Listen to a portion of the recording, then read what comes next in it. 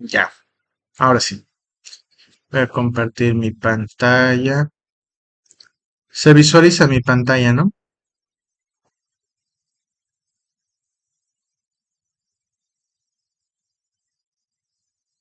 ¿Se me escucha?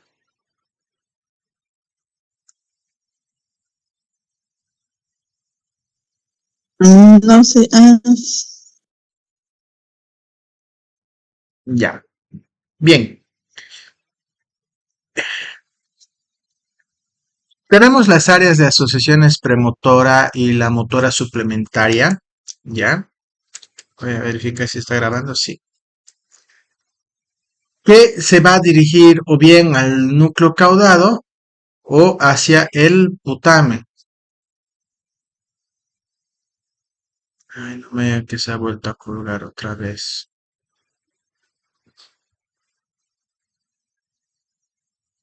Ay, no.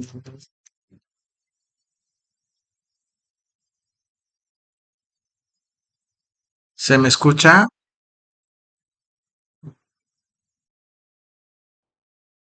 Otra vez se ha vuelto a colgar.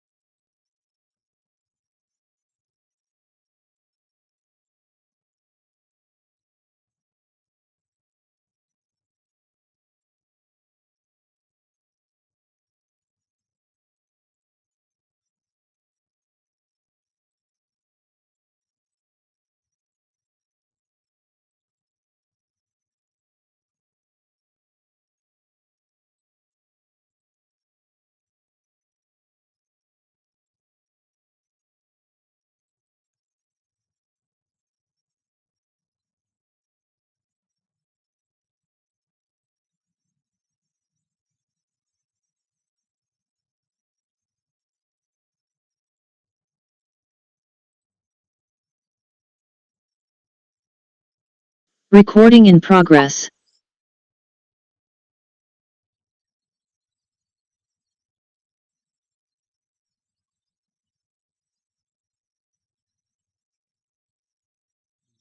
Ah, ya se conectó. Ya. Mil disculpas. A veces la tecnología no quiere estar de nuestro lado. Se pone y empieza a poner trabas. Bien. Sí, me he quedado sin señal otra vez. Ni modo. Entonces, estábamos en la que las áreas de asociación premotora y la motora suplementaria pueden dirigirse hacia el núcleo caudado o pueden dirigirse hacia el putamen. De la corteza motora se va a dirigir hacia el núcleo caudado, hacia el putamen o se va a dirigir hacia la oliva inferior. ¿Ya? Pero fíjense cómo puede haber una intercomunicación entre la corteza motora y el núcleo caudado y viceversa. Del tálamo puede ir también hacia el núcleo caudado.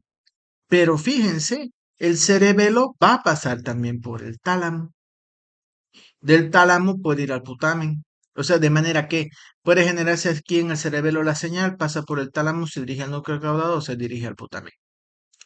Del putamen se va a dirigir al globus pallidum o del núcleo caudado igual al putamen. ¿Ya?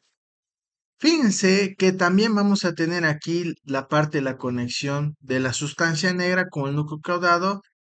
Vamos a tener también la interconexión del globos pálidos con la sustancia negra. De la sustancia negra va a ir hacia a la formación reticular, el núcleo rojo a la formación reticular, o del cerebelo al núcleo rojo, del subtálamo que puede ir al núcleo rojo, del tálamo nuevamente que puede ir hacia la sustancia negra, de la corteza motora a la oliva inferior, de la oliva inferior al cerebelo, el músculo al cerebelo, del cerebelo al músculo, de la músculo a la oliva inferior y viceversa, la formación reticular hacia el músculo, y todo esto es una red compleja. Ya vamos a tener estos que son los circuitos principales y luego vamos a tener en todo nuestro sistema de los ganglios basales. ¿Cuáles van a ser la función de los ganglios basales en la ejecución de estos patrones en la actividad motora? Sobre todo el circuito del putamen es uno de los más importantes, ¿ya? Porque uno de estos cometidos que tienen los ganglios basales es el control motor, sobre todo en el funcionamiento vinculado al sistema córtico-espinal, es decir, aquel que está relacionado la médula espinal con las cortezas, ¿ya? Esto con el objetivo de controlar los patrones complejos de la actividad motora, como cortar el papel con tijeras, lanzar la pelota de béisbol, meter una canasta, mantener el movimiento de una pala, y todo esto en su conjunto es lo que vamos a conocer como los movimientos habilidosos, ¿ya? Luego, como estábamos viendo en la vía nerviosa del circuito del putamen, va a recibir sus conexiones sobre todo de las porciones del encéfalo, ya aquí que tenemos estas porciones del encéfalo, que está la premotora suplementaria, la motora primaria y la parte de la somatosensitiva, que fíjense, llega hacia el putamen. Del putamen va a pasar al globus pálidos, tanto la parte interna y externa, y de esto se va a dirigir al núcleo ventro anterior y ventrolateral del tálamo, al subtálamo, a la sustancia negra. ¿Ya? Y este es un circuito principal que está relacionado con el putamen. ¿Qué pasa si tenemos un funcionamiento anormal en el circuito del putamen? Por ejemplo, lesiones en el globus pálido nos puede generar un movimiento de contorsión de una mano o un brazo o el cuello o la cara, que puede ser de forma espontánea o que se va a dar de forma continua en su realización. Y normalmente este movimiento patológico se le denomina atetosis. Cuando vemos una lesión que está en relación con el subtálamo, se va a traducir en movimientos de agitaciones súbitas, ya de lanzamientos de toda una extremidad. Esta situación se llama hemibalismo. Hay también lesiones que son pequeñas en el putamen, van a derivar en movimientos descoordinados en las manos, en la cara y también en otras partes del cuerpo, y van a recibir el movimiento de corea. Las lesiones que están en relación con la sustancia negra van a dar al Parkinson. Ya la degeneración de la sustancia negra nos va a dar rigidez, asinesia y temblores. Y todo esto lo vamos a ver en la enfermedad de Parkinson. Dentro de los Doctor, neurotransmisores, sí, una preguntita. ¿La corea son los movimientos involuntarios que hacen como bailando? más o menos. Son parecidos y como si estuvieran bailando, es que van así y tienen así movimientos espasmódicos de forma espontánea, pero que no lo pueden controlar.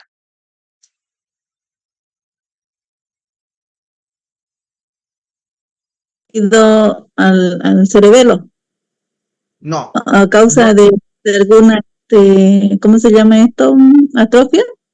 no, esto se da por lesiones múltiples. Normalmente eso es secundario a los infartos lacunares, ya que son pequeños microinfartos que se dan a nivel cerebral, pero que van a estar afectando al putamen, ya que es una parte Ah, específica de los ganglios basales.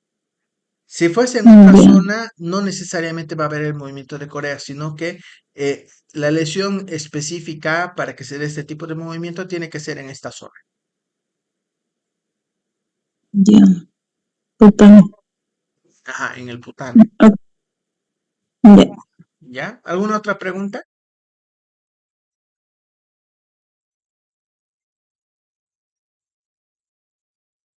Ya. Vamos a tener también la acción de los neurotransmisores. ¿Ya? Y vamos a tener ahí que van pasando de las vías de la dopamina, que va a ser desde la sustancia negra hasta el núcleo caudado y el putamen. Vamos a tener también las vías del ácido gamma aminobutírico, que es el GABA, que va a ubicarse desde el núcleo caudado hasta el putamen y de este hacia el globus pallidum y a la sustancia negra. Ya, luego tenemos las vías de acetilcolina que van desde la corteza cerebral hasta el núcleo caudado y el putamen.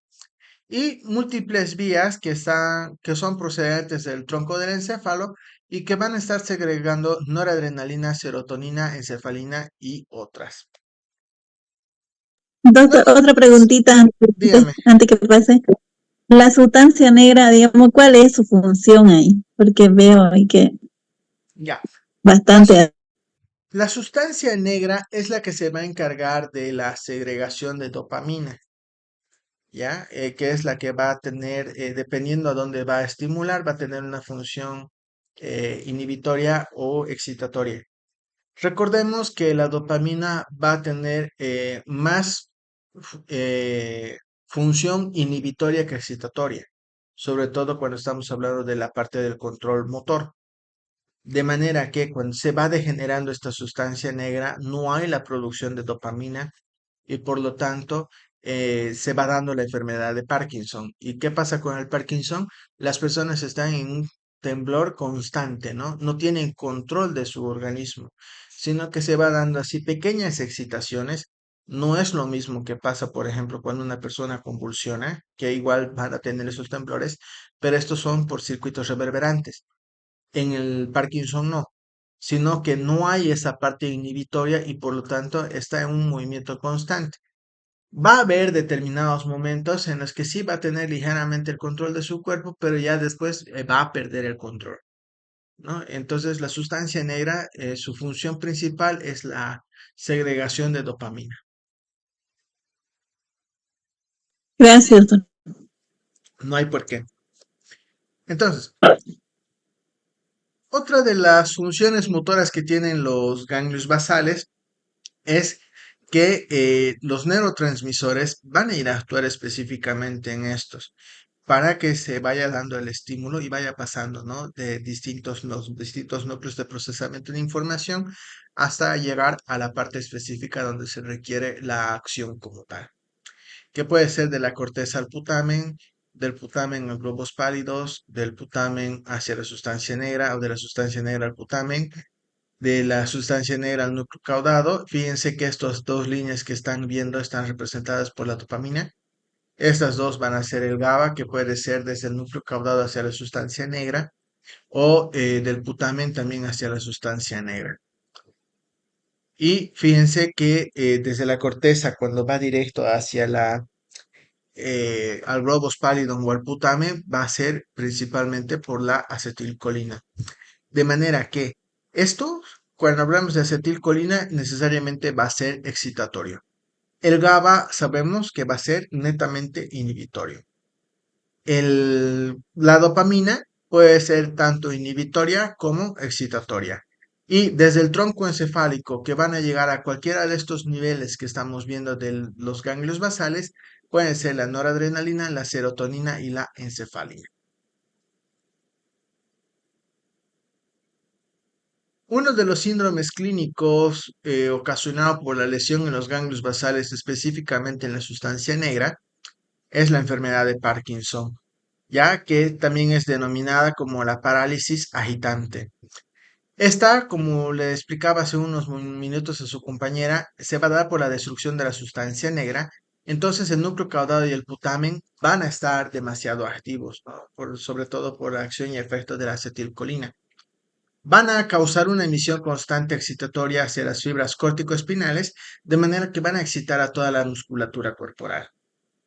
¿Y por qué se va a caracterizar el Parkinson? Porque hay una rigidez en la parte de la musculatura corporal, hay un temblor incontrolado en zonas afectadas y también van a tener problemas serios para iniciar el movimiento, es decir, que quiere levantarse y no pueden, tiemblan y se vuelven a sentar, ¿no? Es uno de ellos. Esto se va a denominar asinesia. Cuando vemos cinesia es la parte del movimiento y el prefijo a es sin. Entonces, asinesia es sin movimiento. Por lo tanto, aquí el esfuerzo mental que hace falta para realizar estos movimientos deseados va a generarle una angustia mental y que se va a sentir frustrado, ¿no? Porque no es capaz de controlar los movimientos y tampoco de realizar aquellas que haría o como solía hacer. Normalmente el tratamiento para la enfermedad de Parkinson se da la levodopa, suele mejorar mucho de estos síntomas como la rigidez y la cinesia, ¿no? Porque la L-Dopa es la dopamina, pero la molécula modificada con un giro a la izquierda. Cuando hablamos del levo, estamos hablando de que en la molécula le generan un giro a la izquierda. Se cree que el mecanismo logra restablecer el equilibrio normal entre la inhibición y la excitación del núcleo caudado en la parte de la sustancia negra. También se le da el tratamiento con levodepreno, que va a inhibir la monoamino oxidasa, ya que es la MAO, ya que esta es la que se encarga de destruir la mayor parte de la dopamina una vez ha sido secretada. Y también se hace el tratamiento a través de células dopaminérgicas, pero no se aconseja mucho este tratamiento porque luego del trasplante en algunos meses suelen morir estas células.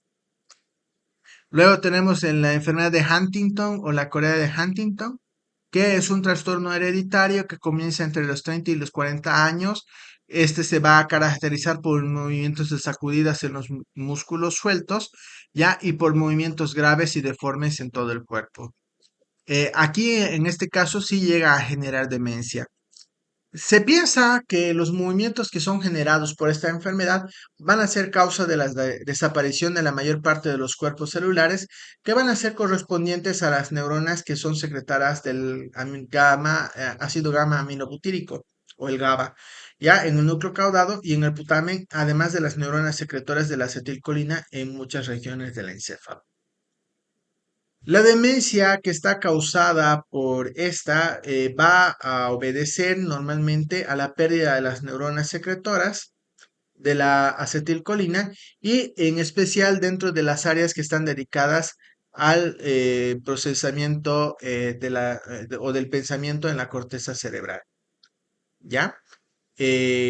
Luego vamos a ver que se ha descubierto que el gen anormal CAG, que codifica la incorporación de numerosos aminoácidos de glutamina, van a generar una estructura molecular dentro de la proteína neuronal anormal que se va a llamar la juntingnina.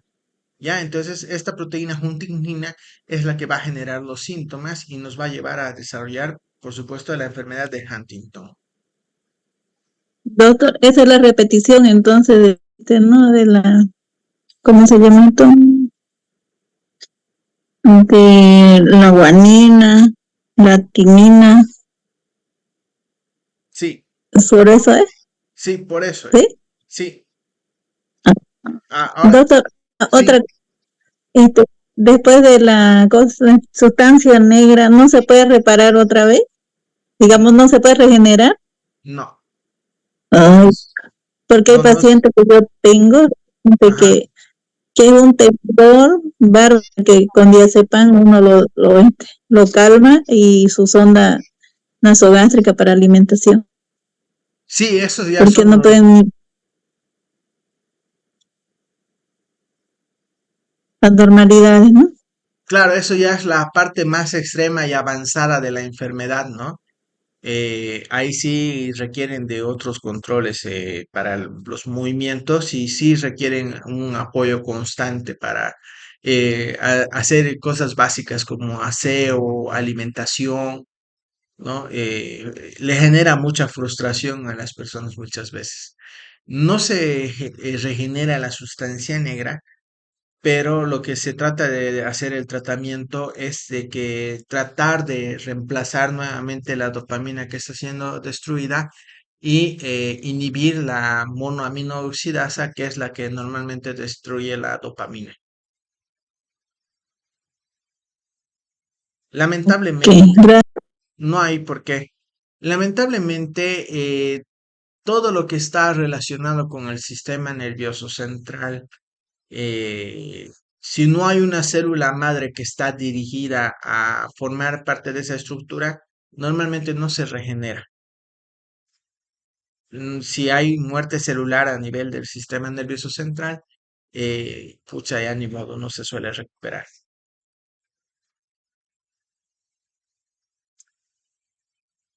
Ahora, los sistemas de control a modo de resumen, ya vamos a tener primero el nivel medular. que la programación de los patrones locales de movimiento que se van a dar va a ser en relación a cualquier región muscular del cuerpo y que va a tener lugar o respuesta en la médula espinal. Aquí se van a sentar patrones complejos, sobre todo de los movimientos rítmicos, y todos estos programas medulares van a recibir la orden de pasar la acción desde los niveles superiores del control motor o quedar inhibido mientras estos niveles superiores también asumen el control. El nivel cerebral posterior va a tener dos funciones principales en el control motor general del cuerpo. Uno que es el mantenimiento del tono axial en el tronco con la pretensión de permanecer de pie y también la modificación constante de los grados de tono que van a representar la información que viene procedente de los aparatos vestibulares a fin de conservar el equilibrio corporal. Luego tenemos el nivel córtico espinal, que va a suministrar la mayor parte de las señales motoras de activación de la médula espinal y además que es capaz de modificar la intensidad de los diferentes patrones medulares de la acción motora. Es más, cuando sea preciso, el sistema córtico espinal va a sortear los patrones medulares sustituyéndolos por otros de un nivel superior que van a ser originados en el tronco del encéfalo o bien en la corteza cerebral. Vamos a tener otro nivel que está en relación a las funciones asociadas del cerebelo, que va a actuar en una unión a todos los niveles del control muscular, va a funcionar con la médula espinal principalmente para potenciar el reflejo miotáctico. A nivel del tronco del encéfalo se va a encargar de que los movimientos posturales del cuerpo no sean distorsionados por movimientos anormales. A nivel de la corteza cerebral, vamos a ver que actúa en conjunto con estas estructuras para desempeñar diversas funciones motoras auxiliares y va a aportar a la fuerza complementaria para poner en marcha con rapidez la contracción muscular y el comienzo del movimiento.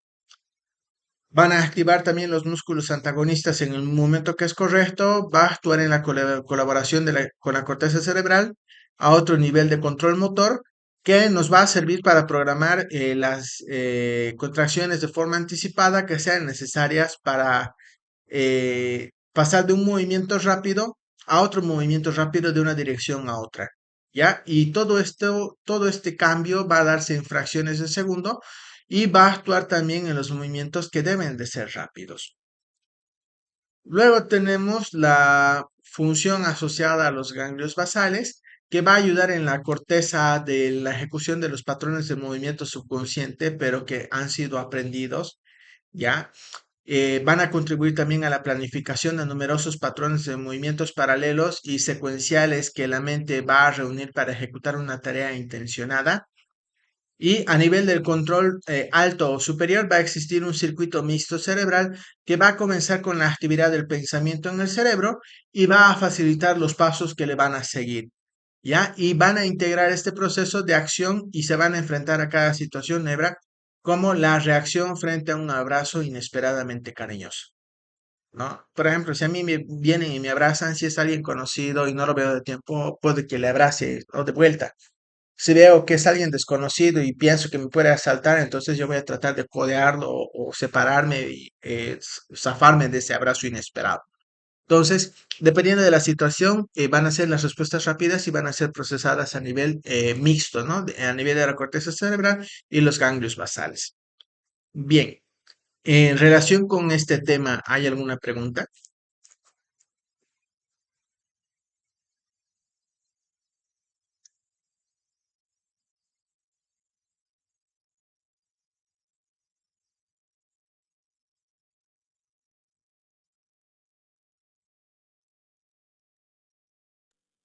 Y digamos, todo eso que hacen, que son atrofiantes al cerebro, al cerebelo, se debe a alguna, a un ACV, algún accidente de tránsito, una intención, todo eso es, ¿no?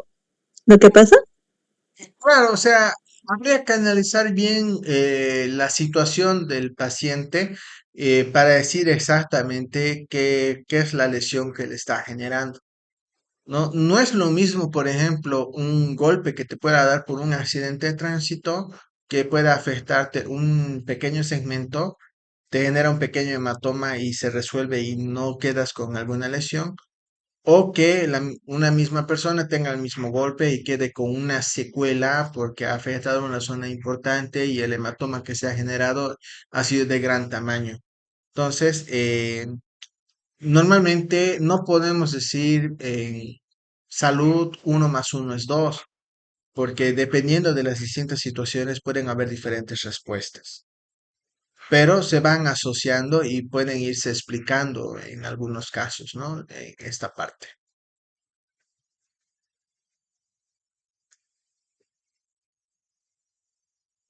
Pero para prevenir eso, ¿qué se puede? A ver, para prevenir normalmente, a ver, una buena higiene cerebral. Cuando yo digo una buena higiene cerebral, no me refiero a que nos vamos a abrir el hueso y lo vamos a lavar, sino dormir, por ejemplo, entre 6 a 8 horas. Yo sé que es difícil dentro del área de la salud dormir esa cantidad de horas, pero se debería tratar de darle ese sueño reparador al cerebro, tener una buena alimentación y hacer ejercicio periódicamente para que vaya la oxigenación, ¿no? Sobre todo, y si tienen alguna enfermedad de base, por ejemplo, como hipertensión o arteriosclerosis, cumplir con su tratamiento para evitar, uno, primero, una subida brusca de presión que me puede generar que revienten las arterias a nivel encefálico y me puede generar un ACV hemorrágico, el famoso derrame que llama la gente. O en el caso, digamos, que tengo niveles altos de colesterol, de los triglicéridos y que se pueden formar tapones de grasa que me puedan ir a obstruir a las arterias a nivel cerebral porque pueden darse sus desprendimientos e ir a... Si están por encima del corazón, por ejemplo, van a ir hacia el cerebro. Si están por debajo del corazón, me van a ir a taponar las arterias del corazón y me van a generar un infarto. Pero si están por encima, me van a ir a generar una embolia, como dice la gente, ¿no? Que es un ACV isquémico.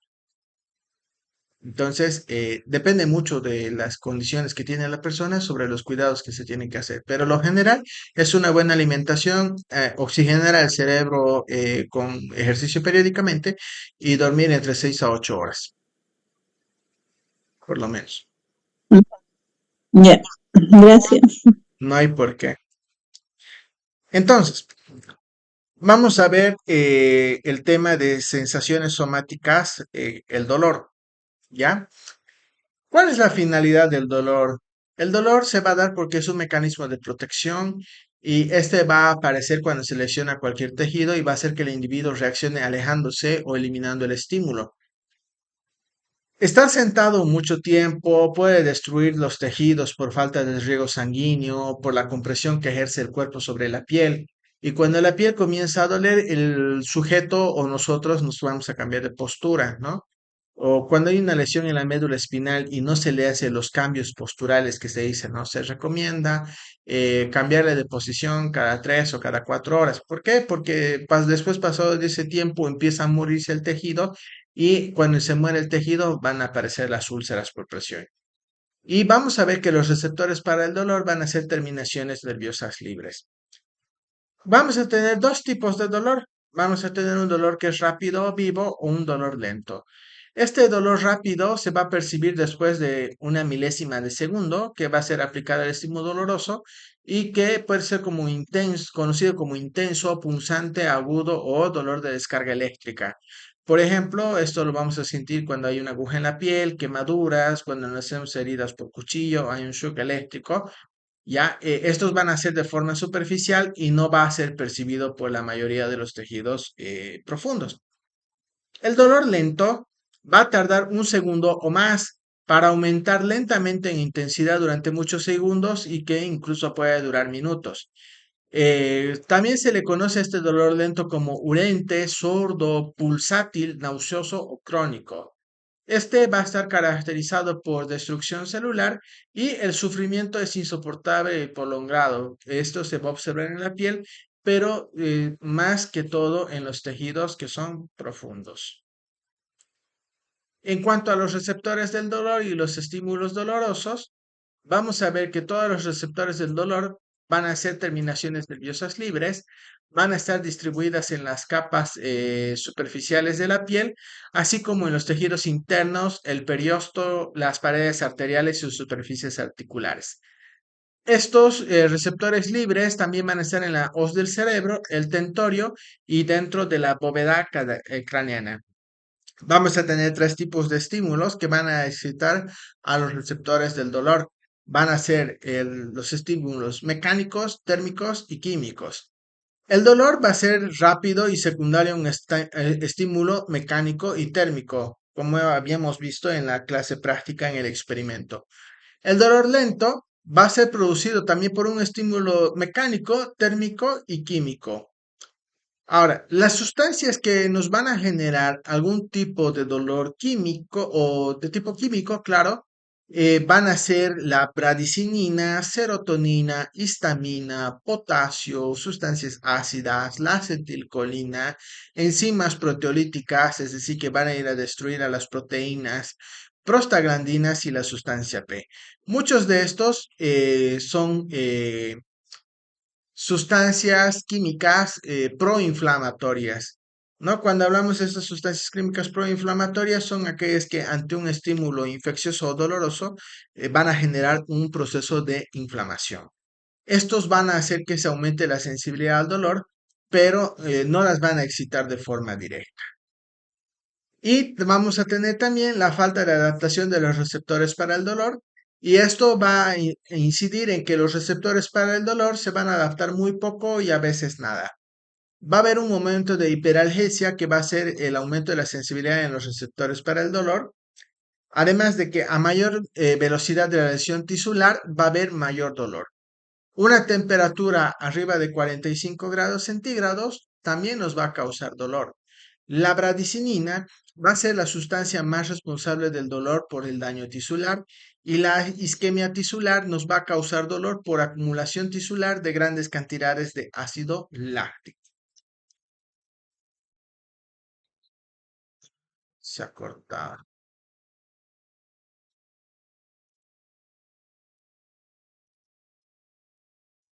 Recording in progress. Ya. Otra vez se le cortó. Sí, Terminé. se cortó. Ya. Parece, listo. Entonces, los estímulos dolorosos y los térmicos va a percibirse el dolor cuando normalmente la piel alcanza los 45 grados o más. Esto va a hacer que los tejidos empiecen a sufrir lesión porque va a ser producido por el calor. La intensidad del dolor también va a estar relacionada con la magnitud de la lesión cuando éste es ajena al dolor, por ejemplo, la infección, la isquemia tisular o una contusión tisular. En cuanto a los estímulos químicos, si se inyecta debajo de la piel, el extracto del tejido lesionado va a producir un dolor intenso, va a contener las sustancias que van a estimular estos receptores de dolor químico. Por ejemplo, la bradicinina ejerce un dolor mucho más intenso que las demás sustancias químicas. También las concentraciones de potasio van a tener su influencia, además de que las enzimas proteolíticas van a atacar las terminaciones nerviosas y van a producir dolor al aumentar la permeabilidad de los iones.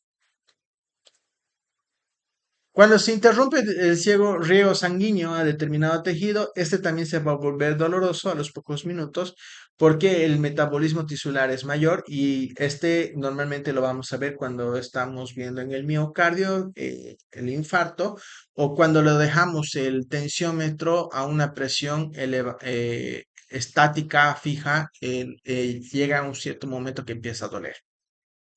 Esto se produce por el aumento del ácido láctico debido al metabolismo anaeróbico y van a participar también las enzimas proteolíticas y la bradicinina. Y todos estos en su conjunto lo que van a hacer es estimular a las terminaciones nerviosas.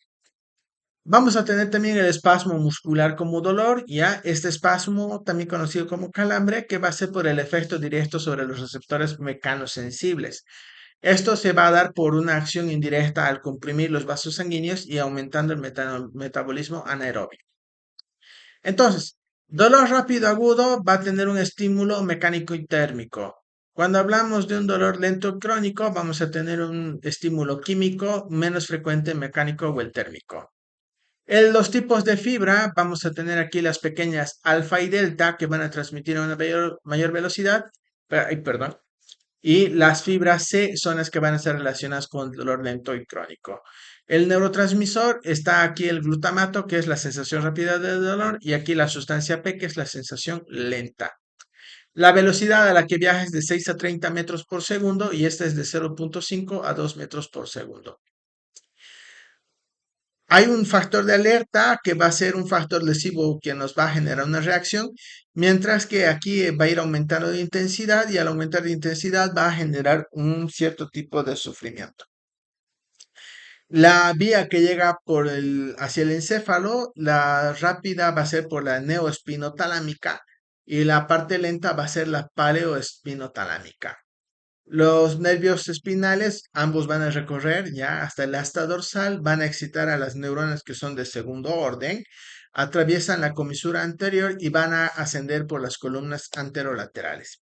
Entonces, llega por aquí el nervio raquídeo, aquí tenemos los fascículos de Lissauer, ¿no? Aquí tenemos las fibras para el dolor rápido y agudo, van a procesarse por las astas anteriores y por la parte lateral van a subir. Fíjense, ¿no? Bien, se dirige, van a la parte lateral. Aquí tenemos la vía anterolateral. Aquí tenemos otra parte de la vía anterolateral. Suben todos los planos aquí de la médula espinal. Llegan aquí a bulbo raquídeo. No se entrecruzan. Pasan en las rodillas del lemnisco medial. Pasan por el mesencéfalo. Hacen sus puentes de comunicación de procesamiento de información. Llegan a los núcleos ventrobasales e intralaminar del tálamo, pasan por la cápsula interna y se van a dirigir a la corteza. Ya, esta es la vía anterolateral. Luego tenemos las áreas somatosensitivas. Una vez que llegan los fascículos aquí por el dolor, las fibras rápidas van a pasar por el complejo ventrofacial posterior y se van a dirigir hacia las áreas somatosensitivas, mientras que el dolor crónico o lento va a pasar por los núcleos intralaminares, va a pasar por el tálamo, va a pasar por las otras sustancias o los otros núcleos que forman parte de los ganglios basales hasta llegar a la corteza cerebral. ¿Cómo se va a dar el sistema de supresión del dolor en el encéfalo y en la médula espinal? ¿Qué es el sistema de analgesia? Este sistema de analgesia va a tener tres componentes. Va a estar conformado por la región gris periacuedestal y las áreas periventriculares del mesencéfalo. Vamos a tener también aquí en acción el núcleo magna del raspe, que va a estar situado en la parte baja de la protuberancia y alta del bulbo, y el núcleo reticular paragigantocelular, que está ubicado lateralmente en el bulbo. Ya, aquí tenemos nuestras neuronas serotonérgicas, aquí el núcleo magna del RAFE, la protuberancia, aquí las neuronas encefaloginérgicas, la región periacuedestal, los núcleos periventriculares, aquí está nuestro tercer ventrículo, el acueducto, el mesencéfalo, aquí está el cuarto ventrículo, y va a seguir subiendo hasta llegar a la corteza cerebral. Por supuesto, luego del recorrido que hace por la médula espinal. Se va a activar el complejo inhibidor de dolor que está situado en las astas posteriores de la médula espinal y en el hipotálamo en los núcleos periventriculares. Esto nos va a dar una sensación de analgesia. Para ello va a haber una inhibición presináptica que van a bloquear los canales de calcio en las membranas, sobre todo en las terminaciones nerviosas, las sustancias transmisoras del sistema analgésico, la encefalina y la serotonina. Y también va a haber una inhibición postsináptica que va a ser en cualquier recorrido de la vía. Vamos a tener también un sistema de opioide cerebral, ¿ya? Esto es la encefalina. La encefalina es importante en el sistema opioide cerebral porque van a estar situadas en el tronco encefálico y la médula espinal. La beta endorfina, ya, que es el metabolito de la morfina, se va a encontrar tanto en el hipotálamo y en la hipófisis. Y la dinorfina se van a encontrar también en mismas concentraciones del tronco encefálico y la médula espinal. O sea, fíjense, nosotros tenemos la capacidad de producción de opioides, ¿ya? Y cuando hacemos un manejo del dolor crónico, cuando ya no hay respuesta a los analgésicos antiesteroideos y aquellos en los que vamos a ir subiendo en la escala del dolor, hacemos el manejo con opiáceos. Y dentro de este manejo con los opiáceos, por lo general es con la morfina, y lo que hace la morfina es dividirse en sus dos metabolitos, que es la beta-endorfina y la dinorfina. De manera que estas concentraciones aumentan y van a ir a activar también a nuestro sistema de analgesia. Pero este manejo con la morfina en analgesia tiene que ser como medida de último recurso. ¿Ya? Vamos a tener también la propiomelanocortina, la proencefalina y la prodinorfina, que se van a degradar en sustancias como la beta-endorfina, la metencefalina, la euencefalina y la dinorfina. Vamos a tener también aquella que es el dolor referido, que esto es un dolor que se va a localizar en una zona distante en donde inicialmente se está iniciando el dolor.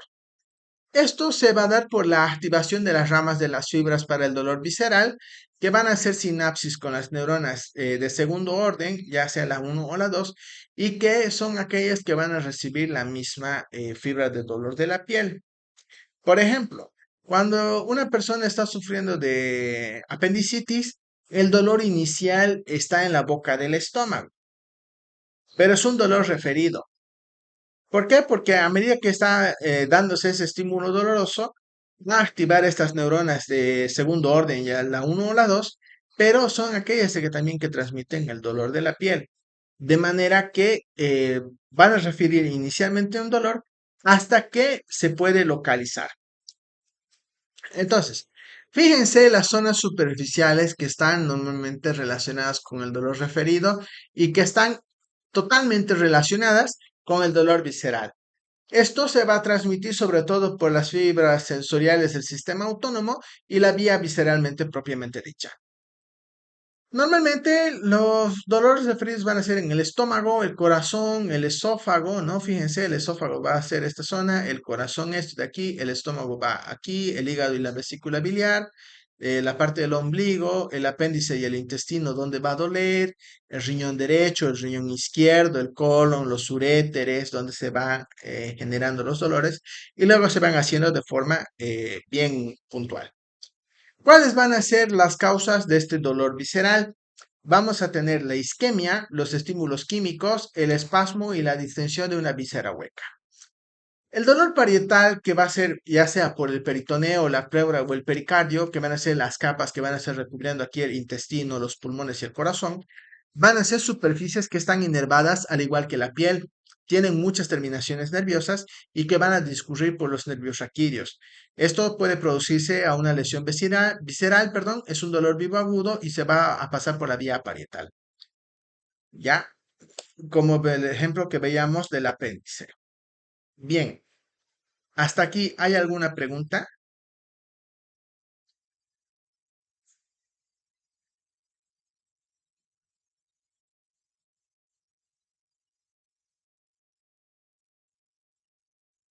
Vemos este temita más del líquido cefalorraquídeo y les subo grabado estos dos temas y los otros dos temas que nos faltaban ver que están aquí, que es el sistema nervioso, ya la organización del sistema nervioso a modo de resumen y la organización también de nuestro sistema nervioso. Estos dos, por si acaso, ya están grabados, esos les voy a pasar el enlace. Y yo les pregunto, ¿quieren avanzar ahora el líquido cefalorraquídeo más para terminar? ¿O lo grabo directamente con estos otros tres temas que nos faltan de sensaciones somáticas, el tacto y posición y los receptores sensoriales? Lo pasemos nomás rapidito, pero lo pasemos. Ya. Entonces, aquí vamos a ver el flujo sanguíneo cerebral, el líquido cefalorraquídeo y cómo se da el metabolismo cerebral. ¿Ya? Entonces, el flujo sanguíneo cerebral, esto es pregunta de examen, sí o sí. Va a estar por el polígono de Willis. Voy a ampliarlo aquí. Ya, esto que está aquí en círculo es nuestro polígono de Willis, porque es de donde van a surgir las distintas arterias que van a dar la irrigación a nuestro sistema nervioso central. Vamos a tener aquí la aparición de las arterias basilares, ¿ya? Y la carótida interna. Estas dos se van a unir y me van a dar origen a la arteria cerebral posterior.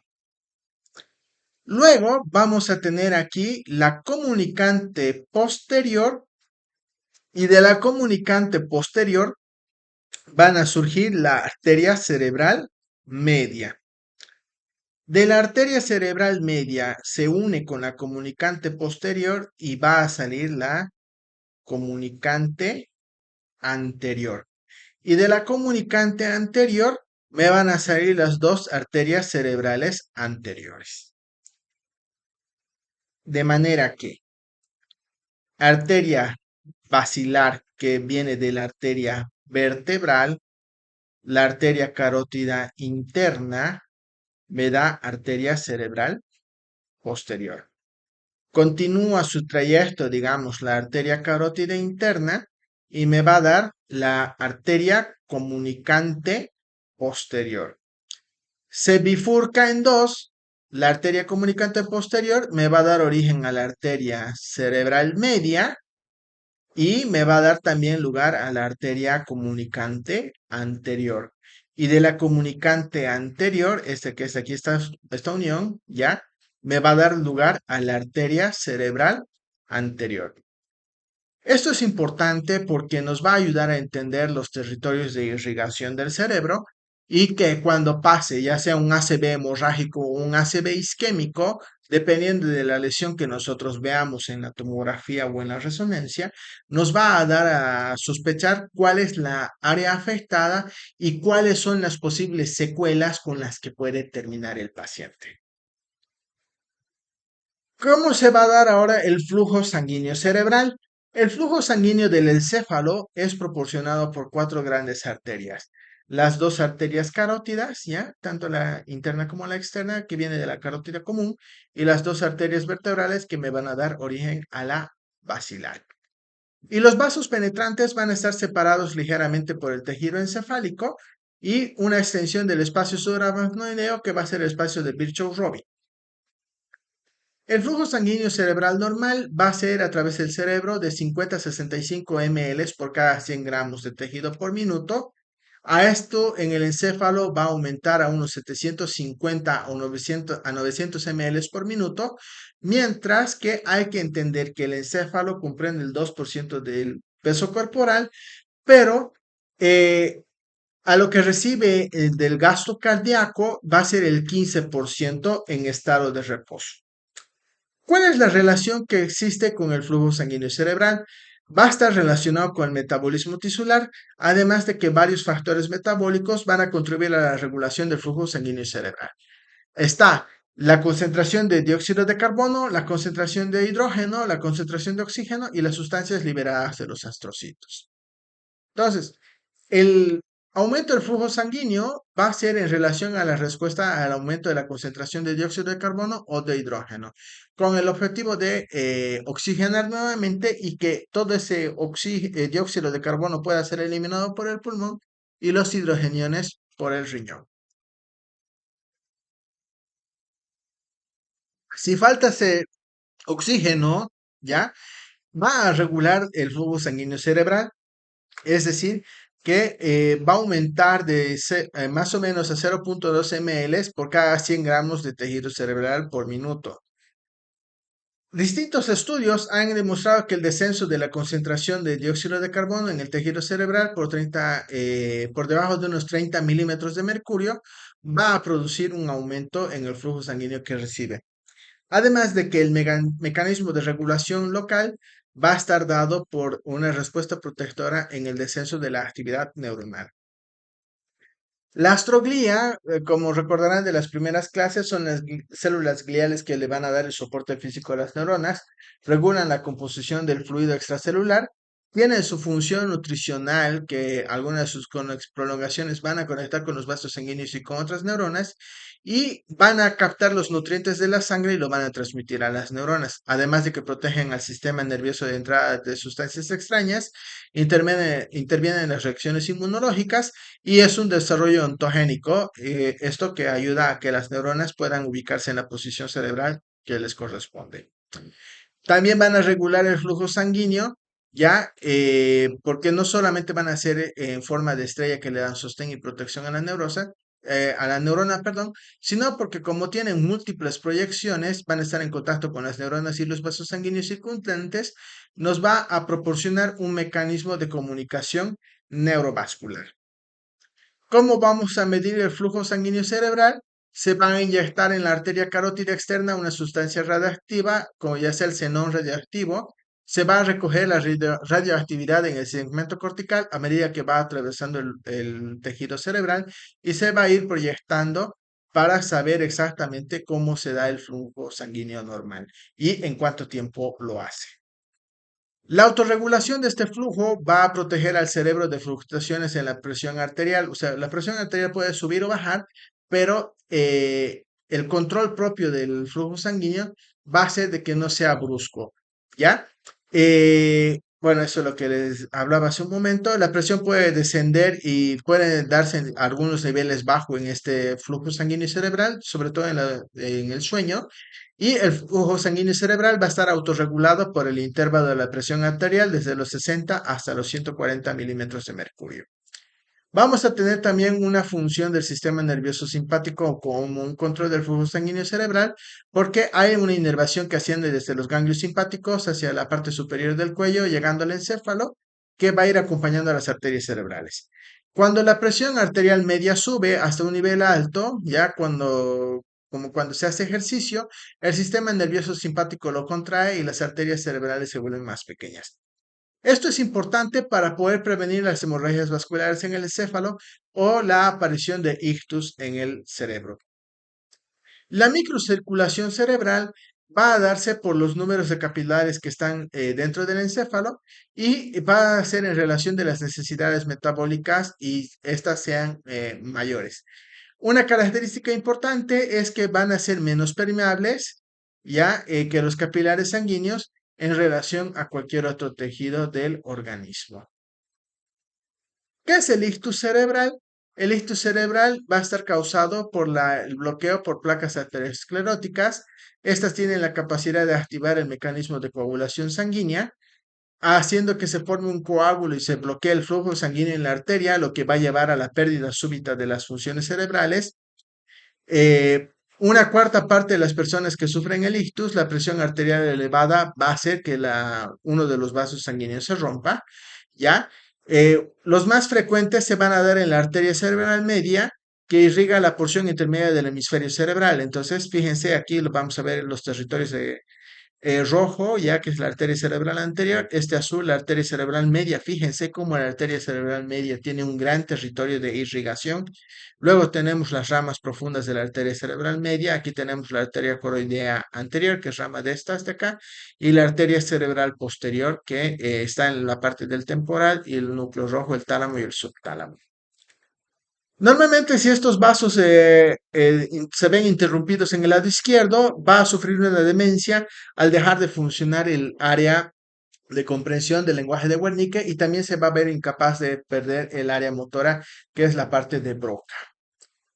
Vamos a ver las áreas especializadas del control motor, que es la fascia expresiva, cuando tenemos una afectación de la fascia, del área, perdón, de premotora y suplementaria, y la fascia motora es cuando estamos viendo una afectación en la formación de las palabras de Broca.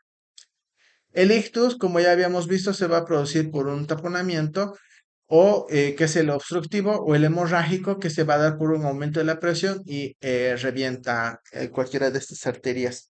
Se va a manifestar con una pérdida de fuerza, sensación de adormecimiento de la cara o del brazo, ya, o la pierna. Puede haber pérdida brusca de visión, puede ser parcial o total en uno o ambos ojos, y además de que va a haber la dificultad para hablar o comprender.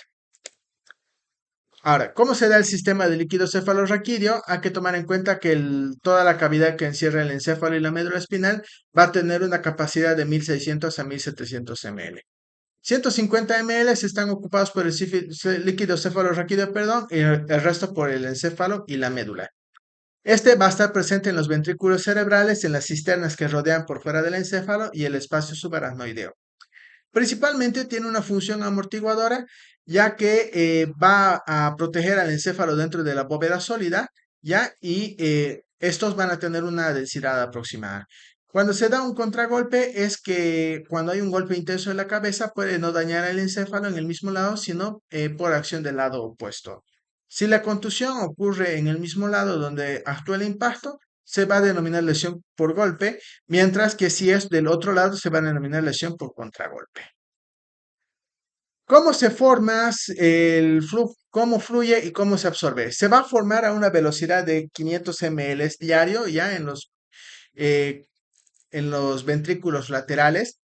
Los canales principales para el líquido van a nacer en los plexos coroideos, ya que es donde se van a formar también. Siguen el sistema de líquido cefalorraquídeo, siguen aquí por los ventrículos laterales, van por el agujero de Monro, aquí están los plexos coroideos, pasan al el tercer ventrículo, van por la tienda del cerebelo, el acueducto de Silvio, las vellosidades aracnoideas, van por el acueducto de Silvio, llegan a la gorjea de Magallanes y van a pasar por el cuarto ventrículo, ya que está aquí por debajo, aquí en esta parte antes de la gorjea de Magallanes, a pasar a la médula espinal y también van a ir dirigirse a la tienda del cerebelo. Aquí vamos a tener la cisterna magna, la cisterna pontina, que van a ser lugares donde van a acomodarse el líquido cefalorraquídeo y también en los espacios subaracnoideos. ¿Cómo se va a dar la secreción del líquido cefalorraquídeo? Va a ser a través del plexo coroideo, ya que se va a dar por crecimiento de los vasos sanguíneos que se van a dar en forma de coliflor, y esto va a estar cubierto por una pequeña capa de células epiteliales. Las características finales son que la presión osmótica va igual a la presión del plasma, va a tener la misma concentración de sodio, más o menos del plasma, iones cloruro en un 15% mayor que el plasma, potasio 40% menos y glucosa un 30% menos. ¿Cómo se van a absorber el líquido cefalorraquídeo? Se van a absorber a través de las vellosidades aracnoideas y que estas van a ser proyecciones digitiformes, es decir, que van a tener forma de dedos, ¿ya? Y lo van a hacer, van a atravesar las paredes y van a dirigirse a los senos venosos, es decir, que el líquido cefalorraquídeo que ha sido reabsorbido va a terminar también en el sistema circulatorio. Van a ser conglomerados que van a formar estructuras macroscópicas como granulaciones aracnoideas. Ahora, en relación a los espacios perivasculares del líquido cefalorraquídeo, van a haber grandes arterias y venas que se van a encontrar sobre la superficie, pero el tramo final va a atravesar el interior y arrastra la capa de la pía madre. La pía madre está un poco adherida, por lo que existe un espacio que es el espacio perivascular, ¿ya? Y una pequeña cantidad de proteínas en cuanto a la función linfática en estos espacios se va a filtrar hacia el encéfalo y a sus espacios intersticiales. Las proteínas llegan a circular por el tejido cefalorraquídeo y se van a absorber hacia las grandes venas cerebrales a través de las vellosidades aracnoideas. Por lo tanto, estos espacios perivasculares van a constituir un sistema linfático especializado por el encéfalo. ¿Cómo se van a regular la presión? La presión normalmente va a ser de 130 milímetros, puede bajar hasta 65 o subir hasta 195 milímetros. Normalmente esto no tiene que sobrepasar porque si no nos va a generar un aumento de presión a nivel del encéfalo y puede estar secundario a una hidrocefalia. Normalmente las vellosidades aracnoideas funcionan como válvulas que van a permitir la salida del líquido cefalorraquídeo sin problemas y en los estados patológicos estas se pueden bloquear por partículas sólidas, puede ser una fibrosis o un exceso de células sanguíneas. Hay una hipertensión que se da por este líquido cefalorraquídeo ya que nos va a generar una hidrocefalia que puede ser un gran tumor. Esto asciende por una hemorragia o una infección en la bóveda craneal. Algunos bebés pueden nacer con esta condición patológica y esto es porque hay una resistencia normalmente elevada. Ahora, ¿cómo vamos a medir la presión del líquido cefalorraquídeo? La persona se encuentra acostada, medio jorobada, ¿ya? Se introduce una aguja de punción en la zona lumbar, donde ya están las raíces nerviosas y no hay la posibilidad de perforar la médula espinal. Se empieza a conectar a un tubo vertical de vidrio y se deja el extremo externo abierto al aire y se va a dejar que el líquido salga por el tubo todo lo que pueda y dependiendo de la velocidad que salga se va a ver si hay una presión aumentada o no.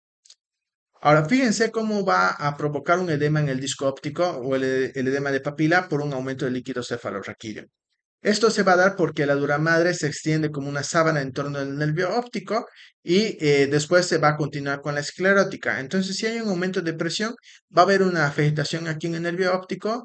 El nervio óptico también está acompañado por la arteria y las venas centrales de la retina, ¿ya? Y van a continuar en el propio ojo y estos van a terminar como una pequeña hemorragia por el aumento de la presión, ¿ya? Y esto se denomina edema de papila. La obstrucción del céfalo raquídeo puede causar hidrocefalia, lo que les hablaba hace un momento, que es la característica de exceso de agua en la bóveda craneal. Esto se ve así en los recién nacidos. Hay de dos tipos, que es la comunicante y la no comunicante. La comunicante es aquella que va a circular sin problema desde el sistema ventricular hacia el espacio subaracnoideo, que va a estar causado por el bloqueo que sufre el líquido en los espacios subaracnoideos. Mientras que la no comunicante va a ser que va a estar bloqueada su salida fuera de los ventrículos como mínimo y va a estar bloqueando el acueducto de Silvio. Ya vamos a tener una barrera hematocefalorraquídea y hematoencefálica que van a separar la sangre del líquido cefalorraquídeo. Hay también estas barreras en los plexos coroideos, en las membranas capilares tisulares, en la región del parénquima, menos en la glándula pineal y en el área del postrema. Estas barreras van a ser permeables al agua, al dióxido de carbono, el oxígeno y las sustancias liposolubles como el alcohol y los anestésicos. El edema cerebral es una condición patológica que se va a dar por aumento de la presión en los capilares o la lesión de su pared que deja permeable al líquido. Hay dos circuitos viciosos. Uno, que el edema comprime a los vasos y a su vez reduce el flujo sanguíneo y produce una isquemia cerebral, como podemos observar aquí en la imagen, o el descenso del flujo sanguíneo cerebral también va a condicionar un aporte pobre de oxígeno. El metabolismo total del cerebro y las neuronas está aproximada del 15% del metabolismo, tomando en cuenta que no es más del 2% de la masa corporal. Vamos a tener aquí la principal necesidad metabólica neuronal en bombear iones a través de la membrana sobre sodio y calcio al exterior de la membrana y el potasio a su interior. Hay demandas especiales de oxígeno por parte del cerebro, ya que muchas células en nuestro organismo pueden vivir una temporada, unos minutos sin oxígeno, el cerebro no. Hasta 30 minutos en otras células pueden sobrevivir o no tener lesiones antes de entrar al metabolismo anaerobio. El encéfalo no puede efectuar esto y va a generar una lesión isquémica y esto lleva al final a una muerte neuronal. La mayoría de la energía cerebral va a venir suministrada por la glucosa y muchas de estas células va a ser suministrada por la glucosa extraída de la sangre, como el oxígeno y esto de la parte capilar. ¿Ya? Bien. ¿Dudas, preguntas en relación a este tema? ¿No? Dudas muchísimas, creo, Ya. pero ¿Me no, ya pueden no hay tiempo, preguntar? digamos, porque es mucha información, la verdad. Es Sí, hartísima información. sí, ya. Yo estos dos temas de acá se los voy a grabar más un rato y lo voy a subir al canal de YouTube para que lo puedan ir repasando. ¿Ya? A ver, por hoy voy a preguntar nomás los que están con falta para ver si han ingresado tarde, ¿ya? Bellido,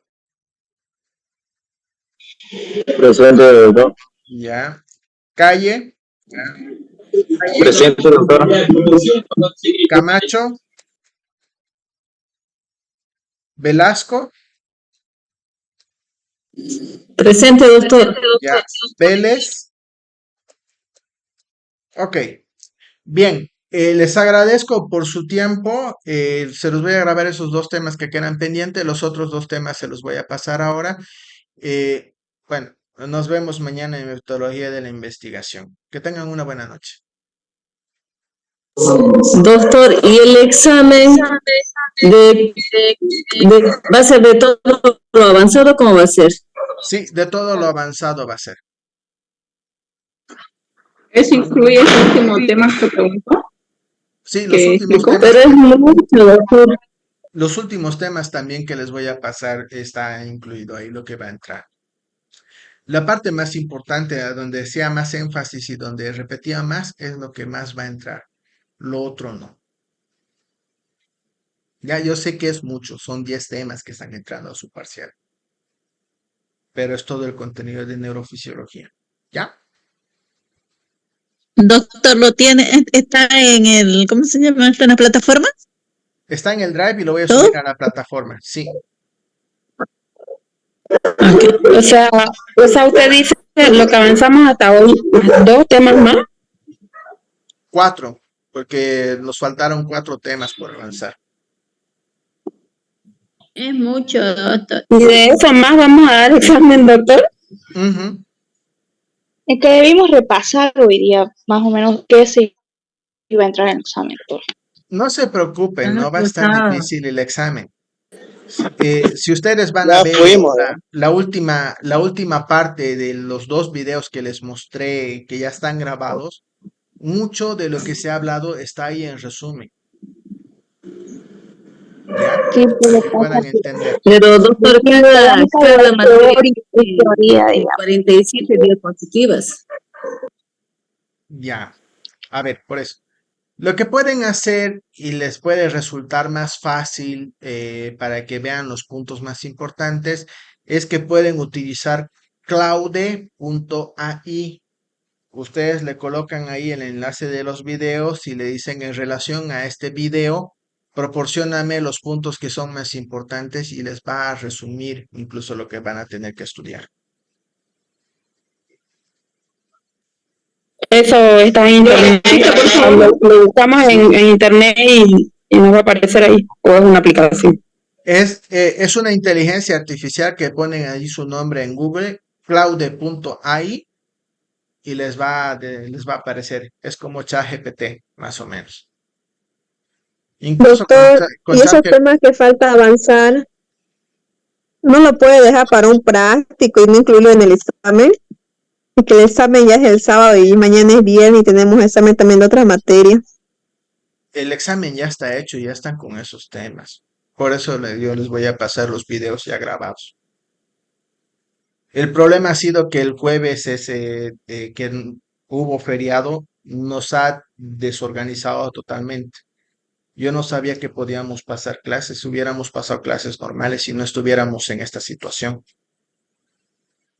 Pero ya nos pasó 3 o 5 videos grabados, doctor, por esa Sí, clase. pero son 8, eran 9 los que les tenían que pasar. Por eso faltaron esos 4 que les mencioné. Pero, doctor, en otras materias igual no pasamos muchas clases por igual los feriados y lo que pasó igual hasta donde avanzamos nomás vamos a dar el examen. Y algunos nos ayudan con cuestionarios o alguna cosa más importante y nos da repaso a lo que va a entrar al examen. Pero si ustedes han tomado apuntes en las clases, ya ha estado ahí todo.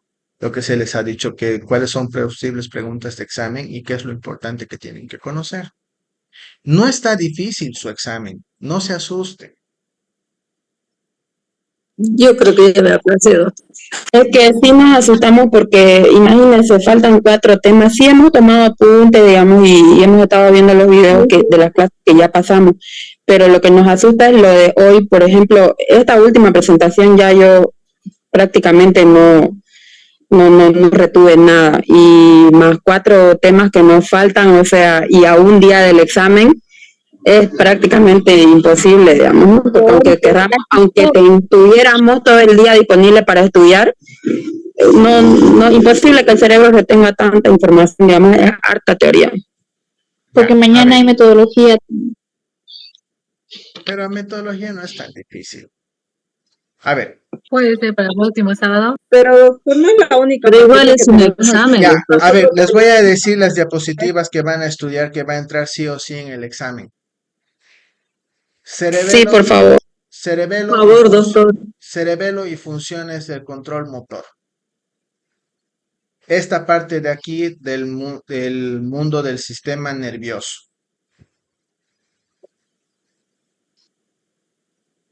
¿Dónde está esto? Esto no. Ganglios basales. Corteza motora. Introducción al sistema nervioso. Líquido cefalorraquídeo.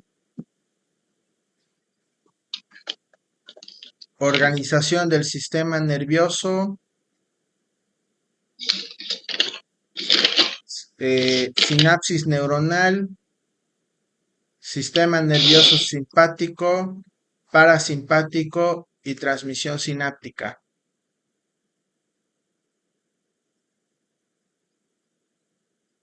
Disculpa, no se escuchó bien sinapsis y el último. Parasimpático, simpático y transmisión sináptica. Todo eso ya está en la plataforma. Está aquí en el Drive, les estoy mostrando.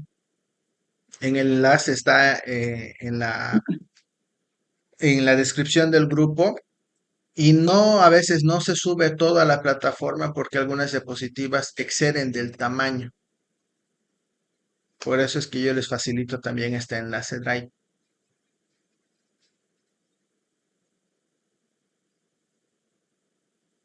Y ahorita terminando voy a subir los 2 enlaces que ya están de la clase de hoy, que falta que se cortó por internet. Lo voy a subir y se los voy a facilitar. Ya, entonces estamos con eso, el examen está hecho, no se van a hacer modificaciones, yo les entiendo, son muchos temas, entiendo también que no es mi materia no es la única, pero si yo les dejo contenido que se acumule para el próximo parcial, me van a decir lo mismo para el segundo parcial, que es mucho. Sistema endocrino es más complejo todavía que neurofisiología, porque tenemos que entender todos los sistemas de regulación de control hormonal, tenemos que entender lo que es la parte de la menarquia, lo que es la menstruación, el embarazo y la lactancia, la menopausia, cómo funciona la fisiología del aparato reproductor masculino, femenino, todo lo que es la fisiología de tiroides, fisiología de páncreas, fisiología de la paratiroides, fisiología de la glándula suprarrenal. Y como ven, también es harto contenido.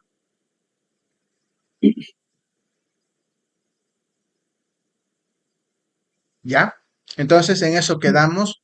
Nos vemos mañana. Que tengan una buena noche.